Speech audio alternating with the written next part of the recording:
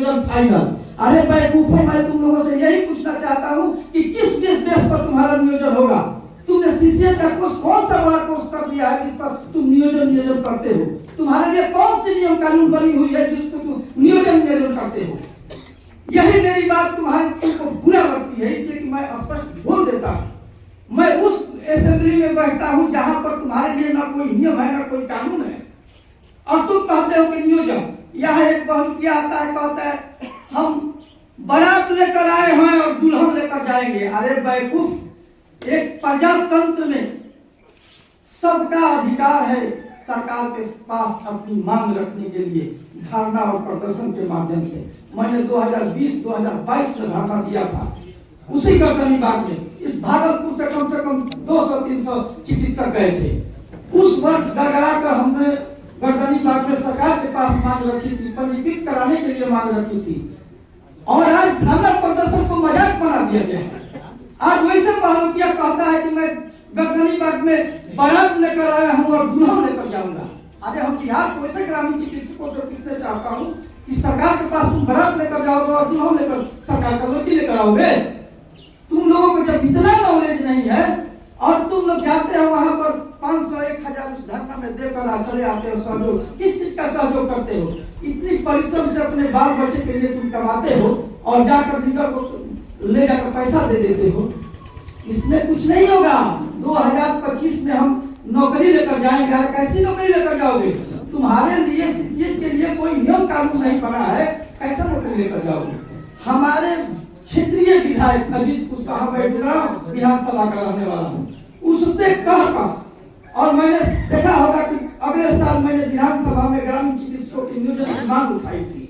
उसी माले का विधायक शशि शेखर इस साल देखे होंगे कि 2 बार मांग उठाया गया विधानसभा में कि ग्रामीण चिकित्सकों का नियोजन हो। ग्रामीण चिकित्सक जो प्रशिक्षित है उसके नियोजन की प्रक्रिया बनाई जाए। तो पहले नियमावली कार्यपालिका, बाद में न्यायपालिका से जब पास होगा तब आपका कार्यपालिका कार्यरत होंगे।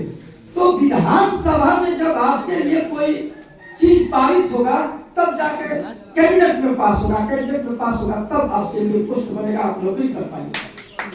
लेकिन यहाँ आकर आपको कहता है, देखिए सब जो भी पढ़ा लिखा है, जो भी अच्छा है, तुम कहते हो कि ग्रामीण चिकित्सा हम बीए में पीएचडी किए हुए हैं। अरे किए हुए तो तुम तो झोला छाप है, यही तुम्हें बुरा लगता है। तुम झोला छाप हो और झोला छाप भी रह जाओगे। इसलिए जब तक तुम अपने अकल का यूज नहीं करोगे, इसी तरह बहेलिया आएगा, जाल बिछाएगा, दाना डालेगा और कहेगा फंसना मत, तुम उसी में फंसोगे और यही कमाओगे अपने बाल बच्चा के लिए और वो तुम्हारा लेकर चला जाएगा।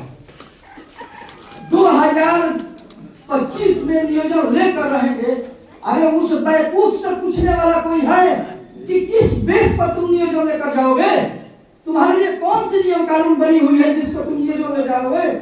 धरना का नाम कर तुम गर्दनी बाग में कहते हो कि हम धरना करते हैं और जाकर घर में वीडियो बनाकर कहते हो कि हम धरना पर 2011 तारीख से है। अरे धरना का मतलब कि 10 लोग ही बैठ कर रहे, लेकिन डेली वहां पर धरना स्थल पर बैठ कर रहे।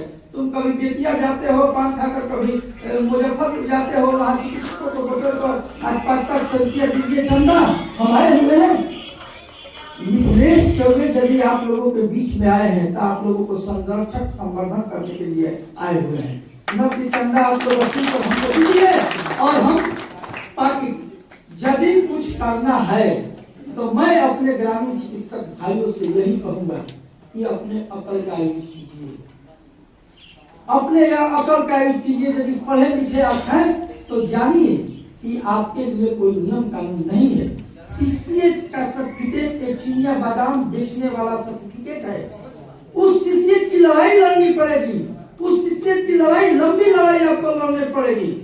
पहले आपका यदि सूचीकरण नहीं होगा, एमबीबीएस का जब सूचीकरण होता है तो प्रैक्टिस करने का अधिकार होता है और तब जाकर वो सरकारी नौकरी के लिए वो लड़ सकता है।